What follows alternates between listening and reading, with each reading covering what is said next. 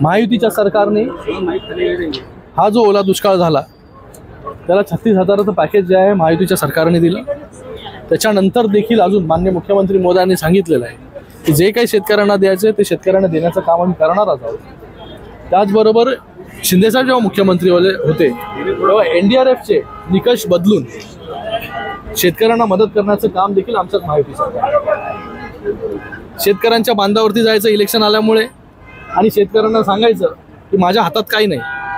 आज आमचे जेव्हा कार्यकर्ते पदाधिकारी जेव्हा गेले बांधावरती तेव्हा देखील ते लोक काही ना काहीतरी घेऊन गेले, खाली हात गेले नाही। तर आज जिथे जिथे दौरा करतायत तिथे तुमच्या चॅनलनी दाखवलंय की शेतकऱ्यांची पाठ, शेतकरी पोचले नाही तिकडे, लोकांना गावातून गोळा करण्यासाठी आवाहन करतायत। अशी परिस्थिती यांच्यावरती आलेली आहे।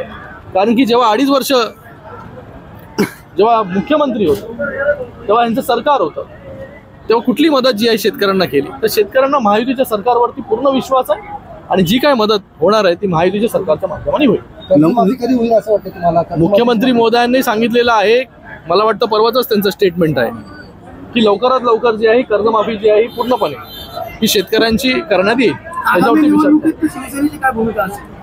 भूमिका म्हणजे आता महायुतीमध्ये आपण लढणार आहे की स्वबळाचा काही नारा वगैरे आहे? महायुतीमध्ये सर्व नेते यांनी अगोदरच सांगितलेलं आहे की महायुतीमध्ये आपण विधानसभेची निवडणूक लढलो, लोकसभेची निवडणूक लढलो, आता ही कार्यकर्त्यांची निवडणूक आहे।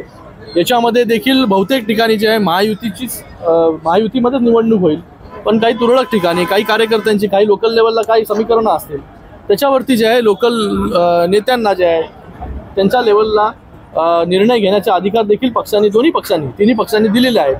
पण अंतिम निर्णय जो आहे हा वरिष्ठ घेतील। नमो पर्यटन केंद्र फोडण्याचा इशारा मनसेने दिलाय, राज ठाकरेंनी दिलाय। नमो पर्यटन केंद्र फोडण्याचा इशारा राज ठाकरेंनी। आता ह्यांच्याकडून कधी काय चांगलं होत नाही। आज गड किल्ल्यांना सुविधा देण्याचं काम, तिकडे जे पर्यटक येतात त्यांना सुविधा देण्याचं काम, किल्ल्यांचा जीर्णोद्धार असेल, त्याचबरोबर मंदिरांचा जीर्णोद्धार असेल, हे सर्व निर्णय जे आहे हे महायुतीच्या सरकारने घेतले। उद्धव ठाकरे 4 दिवसात आज जेव्हा हे लोक काही करू शकत नाही तर ते तोडफोडचाच विषय करणार। एवढी आग पकड होण्याची गरज काय आहे की जिथे पायथ्याशी नमो सुविधा केंद्र जे आहे लोकांना इन्फॉर्मेशनसाठी हे सगळे केंद्र तिकडे उभे राहणार आहेत। यांनी जे आहे नरेंद्र मोदीजींचं तोंड भरून कौतुक जे आहे काही वर्ष अगोदर केलं होतं। उद्धव ठाकरे हे 4 दिवसाच्या दौऱ्यावर आहे मराठवाड्याच्या, काय सांगता? शुभेच्छा गेले ते, मला वाटतं आता की जात आहेत ते सगळीकडे।